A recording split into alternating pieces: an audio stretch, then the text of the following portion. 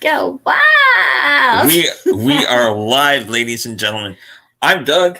And I'm Four Towers. And welcome to the Coffee and Chat live stream extended edition.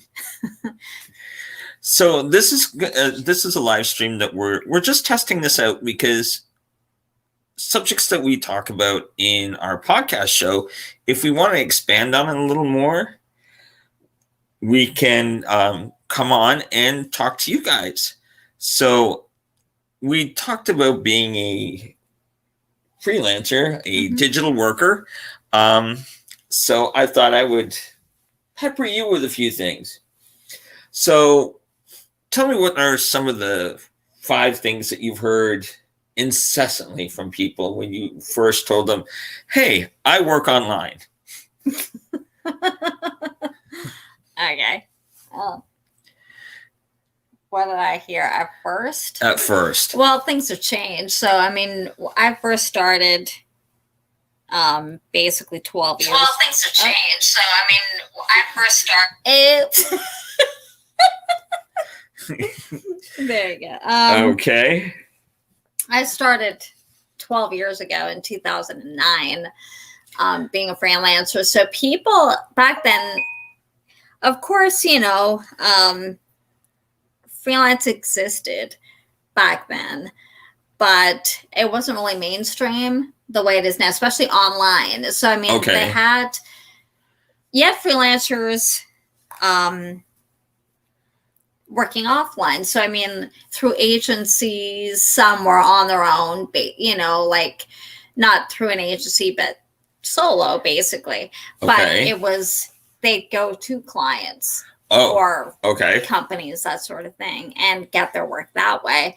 But to the online aspect was still somewhat new in 2009. So, because, I mean, let's face it, even YouTube was fairly young then. So I used to hear, well, you can't make money working online. How are you going to do that? Go get a brick and mortar job. Of course, they didn't say that. Just get a real job, basically. Because a lot of people back then didn't think of it as a real job.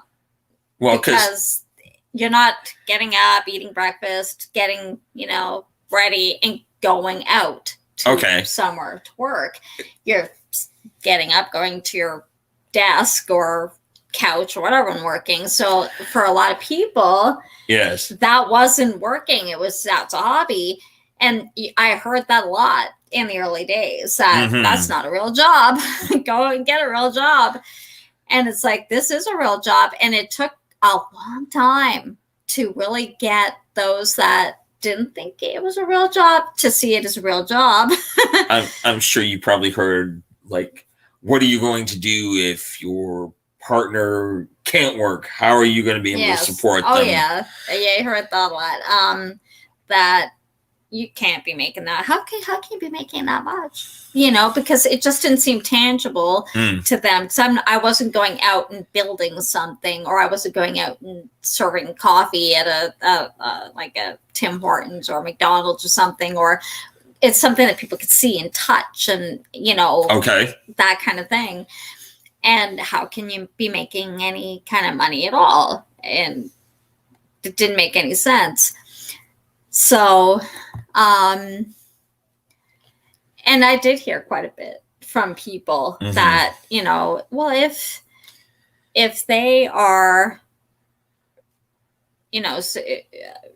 sick, how are you going to support yourself? Well, same way I would if I had a brick and mortar job with the money I earned. That's how I support myself. But see, back then it was so new that people didn't see it as really a viable way. Like they couldn't.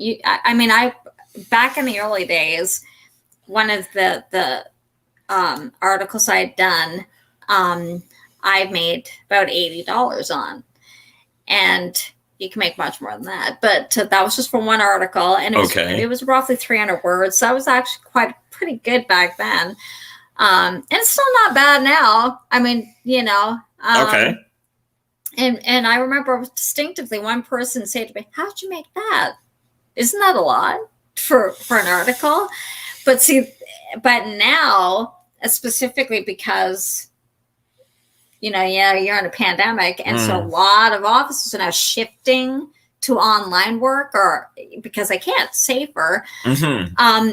It's become more mainstream to work online. It's not so you can't make money that way, So people are finding it, oh, that's really cool. How do I do it too? Kind of thing now. But back then it was pretty tough because people just didn't believe you could actually make money online, and especially that much money, or even a livable wage kind of thing I'm talking about. I mean, you might be able to, yes, people have heard of eBay, and that's actually how I started, was working on eBay, selling and stuff. But freelancing was still so,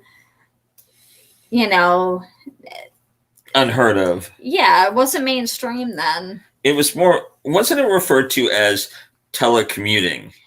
No, telecommuting is different than freelancing. Okay. And some people might get that mixed up. Telecommuting is actually you work for a company. Okay. And you're working from home. So now it's called remote working. Back then it was telecommuting. So basically you're working for your company, but you're doing it from home. I see. Or there are actually just companies that you can do, and you're actually an employee of theirs, but it's kind of a contract employee where you do it from home. So technically that's like remote work now, or telecommuting, which is different from freelancing. It's kind of similar because you're not working in an office, but you're not actually an employee of your clients. You're working with them. And actually that's what a lot of people, I think, misunderstood too in the early days when I talked about it, that's what I did, is that they thought that was my job. It's technically not a job, it's a business. So I'm my own boss. Okay. And they contract me to do work for them. And I mean, the contract is not new either. Like plumbers, electricians, they're contractors, unless they work for a particular business that's not their own. Okay. They're contractors. So it's construction companies, because anybody wants their building built, or they want like their plumbing fixed, they're hiring them to do that one job for them. You're not constantly going back every day. I see. They're paying you a wage. Okay. So that's how freelancing works. Where telecommuting or remote work, primarily you are an employee of that business. Okay. And so you get a wage every week, but you don't necessarily have to work at the company, like in the office. You remote work. Okay. You can do it from wherever, kind of thing. So there's a difference there. Okay, thank you for the explaining the difference between the two. I admit I thought it was one and the same. It's a little different. Do you think there are pitfalls to your chosen profession and a 9-to-5? What are certain things that you wish you had that you could have in like a brick and mortar job? There's advantages and drawbacks both. Because say you work in a brick and mortar, well, you don't have the time. Like, so you have to be there for a specific time, 8 hours, 12 hours, whatever. You start at 8, whatever, till whenever. Kind of thing. So you can't necessarily take sick days off. Now, so a lot of people don't get sick days paid. Neither do freelancers. So that's one drawback. And we also don't get vacation time. We don't get paid for vacation time. So you kind of have to budget for that. Like you might, if you work in a brick and mortar job, a lot of people get sick. Some get sick days, and most get vacation time. So paid vacation time. Freelancers don't get that. Okay. So that's a drawback. When you work in the actual brick and mortar, some, especially offices, like if you're, a manager or something like that, you might be busy a lot. You may not be home a lot. You might do weekends. You might do nights or that sort of thing. So you can't pick and choose your day kind of thing. You have to be at the office. Freelancing gives you a little bit more freedom. So I can start work at midnight. if I want to and do my work, or I can get up early in the morning and do my work, or be noon and do my work. I don't have to do it from an office. I can go to a library. I could go to a coffee shop. So I've got more freedom and flexibility that way. The drawback of it is you don't get sick days, you don't get vacation pay. You actually have to hustle probably a lot more than you would if you were an employee. Because it's not just about doing the client's work that you have existing. You have to keep finding more clients consistently, because now I have some clients I've had for a while and they keep coming back, but they're not always going to need work because their business evolves, and they may need more work one month, and other times they may not need that much work. Some I only hear from once, twice a year. Some, sometimes almost weekly, sometimes that sort of thing, or monthly, but it really depends on their needs. So you're constantly having to hustle. You have to keep finding new clients to replace ones that have left. Now, the problem is don't overburden yourself, because that could be a problem too. But so I guess that's kind of a drawback, but if you don't mind that and you want to work for yourself, that actually can be a plus too. It really takes that kind of a personality, I guess, to like that, because it's a variety. So it's pretty much you're all in 24/7 kind of thing. Well, to make it work, you have to put in the work. Yeah, of course. I mean, it's like anything. Like even if you work as in an office and you want to work your way up, and to be an executive or whatever, I mean, you have to put in the work to do so and get there. I mean, it's education related, and then it's experience and that sort of thing. So it's like that with a freelancer. But the thing is, you don't have that structure of a brick and mortar. So you can pretty much, it's all on you. So you don't have that boss saying, I need these done by 5 p.m. or I need this project done by this. You have a client who not really a boss or working with you, but they'll say, can you do this by whatever time? It's usually not that day, but and then they're relying on you to figure out how long that's going to take to do that project. And of course, that comes with experience. I mean, the more experience you have, the more what you can do, how long it's going to take you to research and write it and all that sort of thing. And obviously, the bigger the job, the longer it'll probably take. And actually, the more you do it, the faster you can get at it. So tell me what, like a typical week would be for you, like a Monday to Friday. Like, what time would you start? What time would you finish? Just to give the ladies and gentlemen out there kind of an idea of what kind of hours like you yourself deal with. Well, it'll vary. It's not like a brick and mortar, whereas you pretty much I mean, granted, in offices it can vary, but most people, like, for example, it's like a 9 to 5 or whatever, For me, it'll vary depending on how many clients need work. So say I've had times where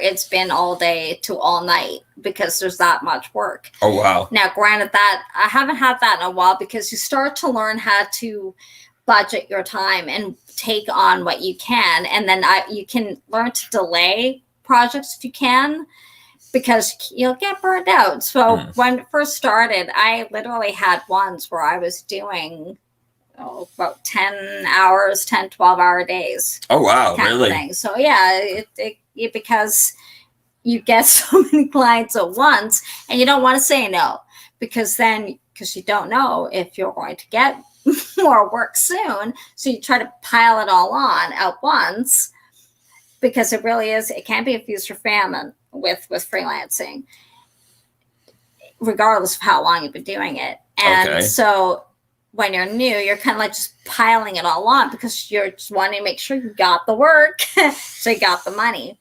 So, I mean, I could literally be up in the morning and still be working at midnight that night. Wow. So.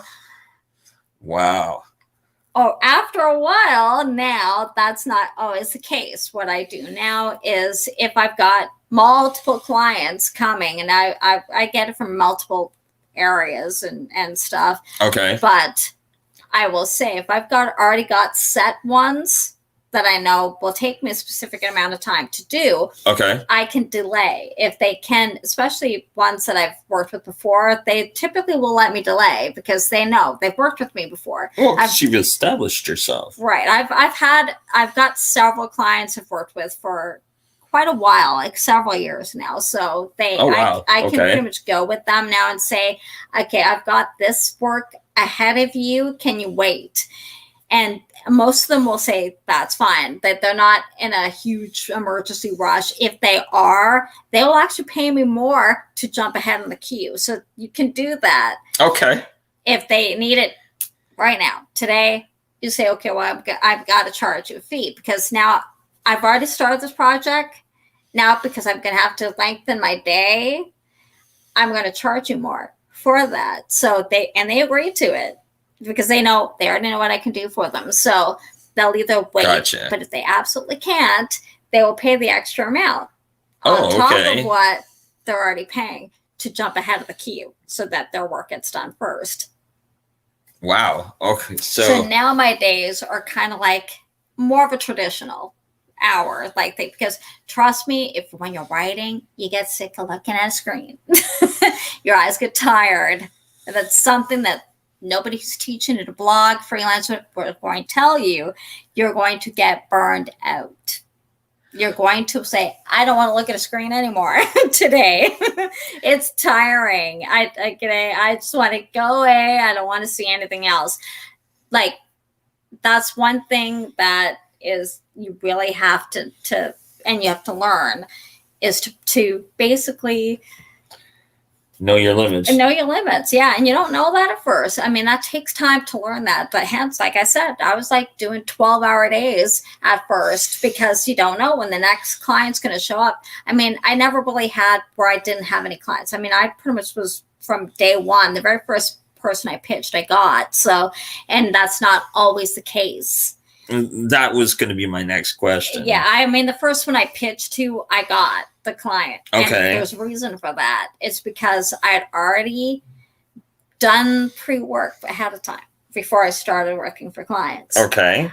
I had already wrote articles in a niche I'm very familiar with, have done, studied on and all that. And I published them as guest blog on other people's blogs. And then I got ad revenue from it. It wasn't a lot, but that wasn't my point at the time, was to make money off those blogs. It was to get the experience and to get it published so that I could show clients. So that's what I did. Okay. And when I first started pitching to clients, I could use those articles. It was in their niche. Gotcha. That's what they did. So I was able to use those articles and knowledge I already knew because I'd studied it. Okay. And so the first one I targeted, I got. Wow. And I worked with them for a better part of a year. So that's impressive. Good for you. That's not what that's not going to happen for everybody. So, but I mean, it's fairly unusual that I got the first client, and I haven't really not gotten any clients since. I mean, yeah, I don't get everything that I pitch or I find or whatever. Okay. Of course, that's the way it is, but I supplement with other means of work, and there's multiple means to make money freelancing. And I appreciate the honesty about that. Because some people might hear that and think, well, she got it. Right. I should be able to get my first. Mm-hmm. But it takes someone to be brutally honest and say, hey, this isn't going to happen for everybody. No, it won't. It won't. Because, I mean, I've talked to a lot of ones who are starting now, and they can go months, and they're pitching, and they're looking on job boards, and they're I mean, there's multiple ways to find jobs or clients. And they haven't gotten anything. And it's not because of the pandemic, believe me, because I've actually increased my work right now. Good for you. Yeah. Good for you. Which is interesting because when the pandemic hit, I could have sworn it was going to dry up because it makes sense, right? I mean, businesses are having to close right now because they couldn't have everything open. Yes. It wasn't safe. And so they have to streamline what they're able to spend money on. So, and usually it's for advertising, marketing, that kind of thing that's going to go by the wayside first, which makes sense. I mean, they have employees to pay, all that kind of stuff, rent to pay, all that. However, it's funny when I was talking to another freelancer, they were saying the reason our work actually kind of increased somewhat, and it didn't really slow down at all, is because who we write for are essential workers primarily. Like, majority of the ones who contract your work, and you'll find this the longer you do it, are people like lawyers, doctors, to a lesser extent the travel agency, which are taking a hit, but they are still actively seeking people. So if you're a travel writer, don't give up. You probably will find somebody, because they are still actively seeking. I've done quite a few travel articles too. And even the wedding niche. So they've taken hits, but they know it's not going to stay like this. People are going to travel again. People are going to do weddings again. They're going to have events again. So they are jumping ahead of the curve by continuously advertising themselves. So, and that will help them when things open up. They've got fresh new content. People are going to hire them, or they're going to use them. Okay. What people who haven't kept up with that kind of stuff. So if you snooze, you lose. And pretty much. And especially nowadays with everyone having to, for a better word, pivot in a different direction. If you don't stay ahead of that curve and change when you have to change, you're dead in the water. So by them keeping men and women like yourself employed to keep their websites fresh, their content fresh, because as you were saying, eventually we're going to get back to normal. Yes. Eventually. Right. And eventually people are going to, venture out more, and they need to be able, websites need to be able to get you to come and get you to do whatever. So you are an essential service. Right. Yeah. And well, I look at it as we're not the frontline workers. Like, we're not working face to face. I mean, unless you are, which you can also do, clients face to face. So locally even, but we're not like, for example, like nurses or doctors or even people in your grocery store kind of thing. But how we are essentials, we are helping these businesses potentially stay afloat by helping them advertise. And, no, we're not same as marketers or advertisers, but when we're writing content and we can refresh your website or give you your clients information about you or the industry that you're in or something like that, it gives them a leg up over their competition.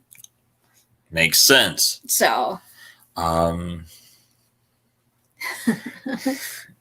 this is very interesting for like a lay person like myself, who has for years worked a traditional 9-to-5 job. And I've ventured into this to. Right. And this is kind of similar in a way. And so, although you're not finding clients, but it's good to know that I can reach out to someone like yourself to say, okay, can you come in and take a look at this? Tell me where I need to, what I need to change, what direction I should go. And I appreciate that, because eventually I will return to work. Yes, he heard himself. Eventually I will return to work, but I like the idea of knowing that this is something I'm helping create, and we're working together to create a product. So I think if we do that more, we create a better marketplace. Right.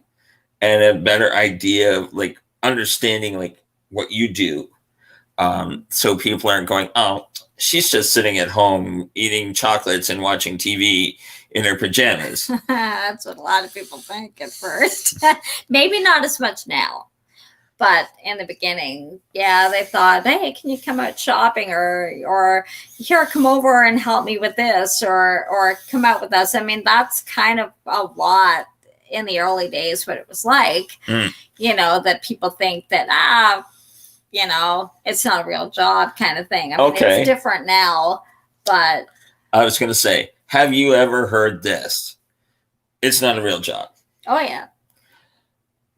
Why don't you just come for coffee? You're not really working. Right. Well, yeah, just come out. Well, you're not doing anything. You're at home. Isn't that a lot of work for so little pay? Right. Yeah. And it's funny how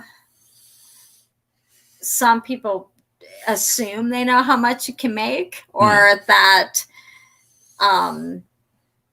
like I said earlier, one article, this was years ago now, one article I had done, I made about $80 off it. That's impressive. It's believe it or not, that's actually lowballing on a lot of freelance work, believe it or not. Oh, wow. Okay. It is pretty good. I mean, it wasn't a real long article, something I knew a lot about. So it didn't actually take me that long to do.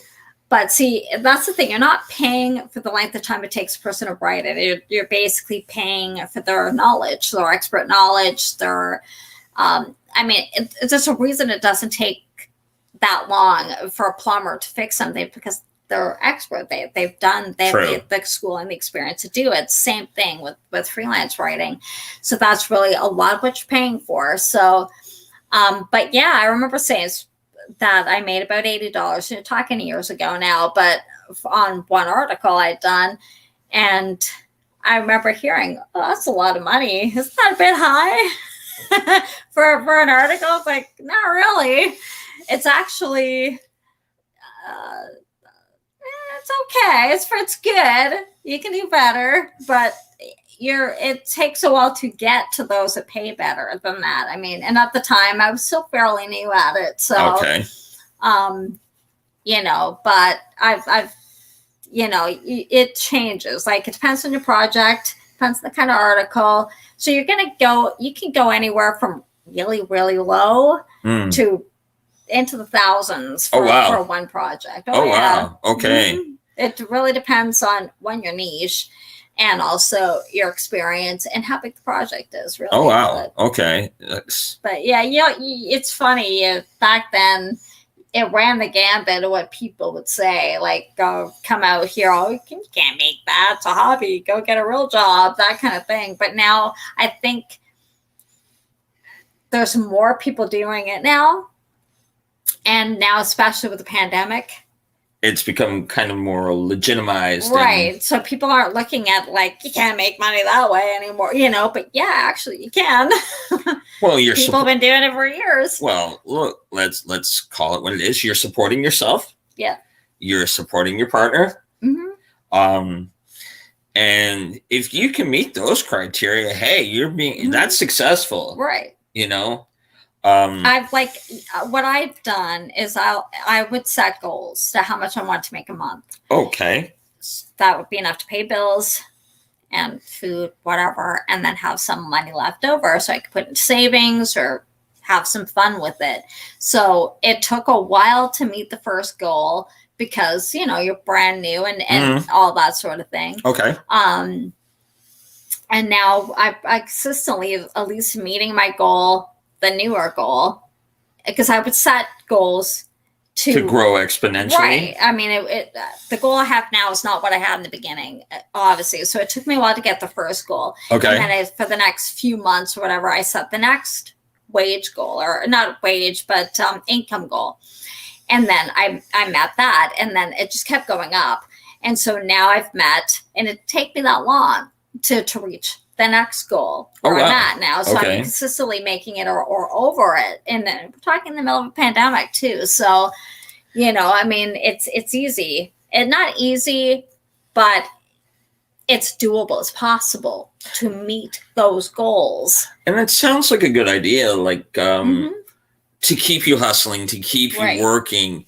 Okay, I want to make X amount of dollars. Right. Now, for me to make X amount of dollars, I'm going to have to hustle. And then, like yourself, you set the next, you went up a tier or however far. Yeah. And then you hustled, you made the next goal. Right. Do you get any positive feedback from clients? From clients, your partner, like when you say, okay, I've reached my Well, your clients aren't going to tell you that, but like, oh yeah, I mean, I think my partner gives me a lot of good. I mean, they were actually one that was pretty much one of the only who supported me at first, who really believed that this wasn't, well, they're the ones who brought me the idea in the first place. So, they've been there from day one with it. And, pretty much the only one who was really supportive for a long time, because I didn't just do that for a while. I mean, it took a while to pretty much make this as my sole income, but now it is. But it took a while for everybody else to catch up to that. Let's put it that way. Fair enough. Now, pretty much everybody has said it's pretty cool, because now they see it, because they see, I guess, the material aspects of it, because, I can buy things, right, or this or that, and it's not because I'm out in a brick and mortar, it's because what I'm doing online. So, clients aren't necessarily going to say, good for you, you did a goal, but I've gotten quite a few, like I could think of one, and they had gone with somebody who I guess they paid less for, and they weren't very happy with the outcome. So they came, excuse me, to me after the fact and saying, they just didn't like, it was horrible, whoever wrote, I think it was our website. Oh, wow. Okay. And it was just horrible. Can I fix it? So I'm like, okay. So they sent me what the other person did. And they sent to the website, and okay. It needed work. And so I asked them, like, what I'll do is, if they haven't given me a lot of clients are really good at this, they will give me everything I need. So they will give me what they want, exactly how they want it, what points they want me to focus on, all that. I mean, that's great, because then I don't actually have to ask them anything, and I could they've given me everything I need. But not all clients are like that. So I went back in, I read what that person had done. It's like, I can't really use that, because it was kind of a mess, so you could tell it wasn't a native English speaker and all that. So I had to go, and I asked them, okay, what do you want? How do you want it? What focus points do you want me to focus on? All that sort of thing. Okay. So, and talk to them, and then go back, research who they are, not just from their website to the industry that they were in, to what they were doing that was different from others, so that they stood out, from reviews to all of that. Oh, wow. Okay. And then wrote what they wanted and then sent it to them. And then so they came back and they really praised. They were like, oh, it was so Thank good you. And all that sort of thing. It's like, so, I mean, the difference is somebody who's just kind of like,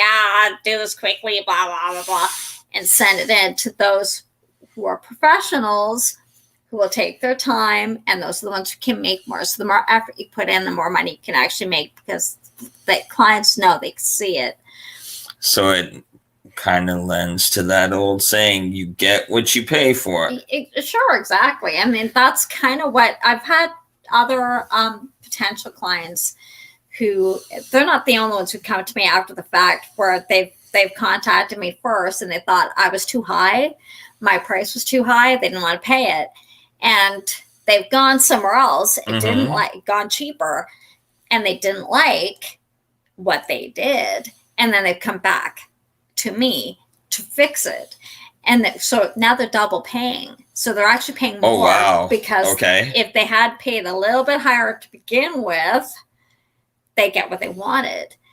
So it's the same thing. You're not going to go to like a dentist or something that just puts like a chiclet in your mouth or something. I mean, you know, like, you know, like that kind of thing. Interesting analogy, but sure. No, that's kind of the idea. Like, you know, I mean, you're going to go to somebody, even if they pay, you have to pay more, that are going to give you proper work, you know, so that you don't have to pay it 2-3 times to get it fixed. Okay. You know. Wow, that's you have covered a lot of stuff about life as a digital worker, and I'd like to ask you to come back and talk more about this in greater detail. No problem. So listen, guys, if you have any questions for this nice lady, you can email us here at cupofjoechat@gmail.com or write it down in the comment section, and we will gladly have Ms. Four Towers come back and talk more about life as a digital worker and answer any questions or comments that will come up. And I'm so glad you came in to help us do this. Well, not a problem. Thank you for having me. Thank you for being here. And thank you guys for tuning in. And we'll talk to you next week. Have a good one.